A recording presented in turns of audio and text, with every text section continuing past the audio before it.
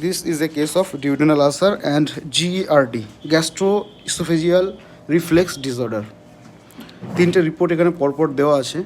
এর ফলো আপটা আপনাদেরকে আমি জানাবো কয়েক সপ্তাহ পরে। Thank you.